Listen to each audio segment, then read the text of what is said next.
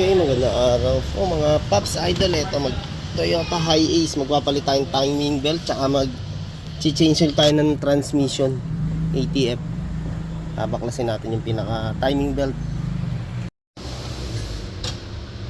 Hi-Ace GL Grandia mga idol, magpapalit tayo ng transmission fluid. Ito may dipstick po dito tayo nagsasalin. Tapos ito makikita nyo po rito mga Paps. Ayan, pag hindi po kayo sure sa brand ng ATF o sa grade ng ATF natin, ayan, dito makikita nyo po sa dipstick natin, gaya ito may nakalagay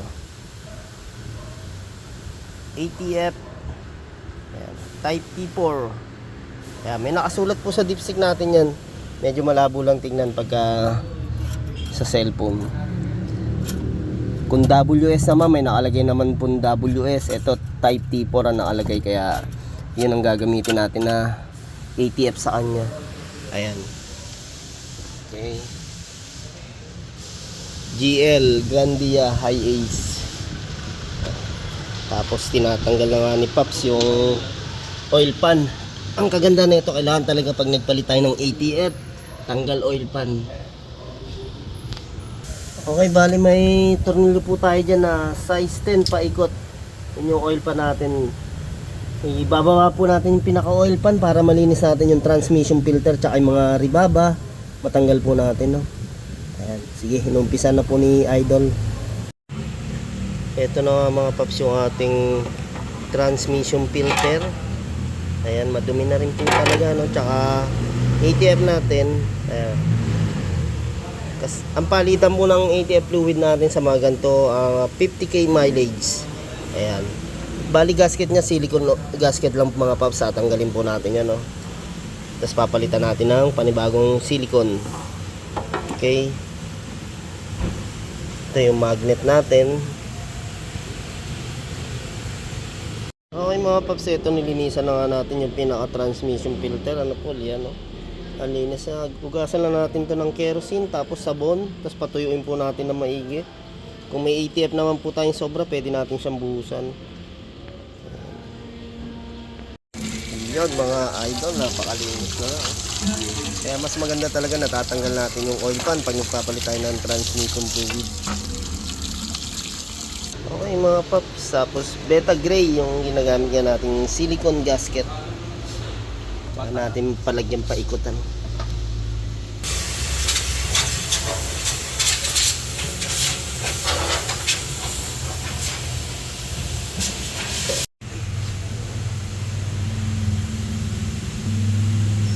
Ayan mga idol, saktong silicone lang natin para talagang hindi magkaroon ng leak.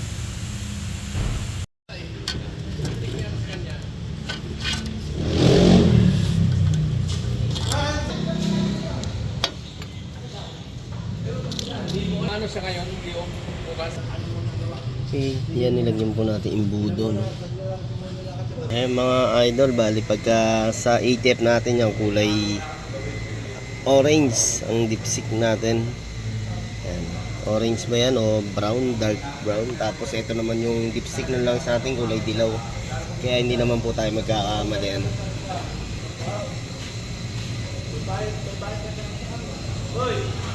Okay, bali ito paubos na nga yung 4 liters natin.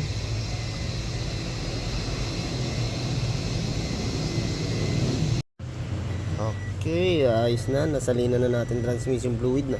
Na-change na natin. I-start na lang po natin. Ano po.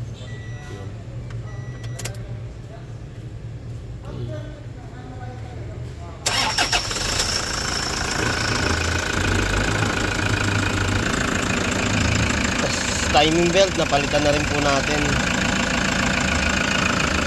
Tapos pag nagsusakot po tayo ng sa transmission, sinisip po natin yung ating cambio sa drive. Ayan, sisip natin, siguraduhin natin naka handbrake tayo tsaka nakapak tayo sa preno. Yun. Okay mga idol, test drive natin. Tapos ihahatid na nga rin natin kay Boss Obet ng Clifford. Deliver na po natin, no? Tapos natin mapalitan ng timing belt, chain oil, tsaka replace transmission fluid. Okay, let's go. Yan.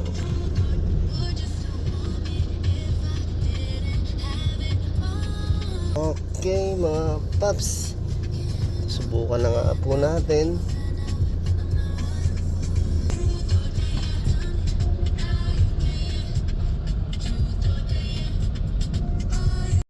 Ride the beat when you rock the mic. Put your foot on the gas and eat a red light.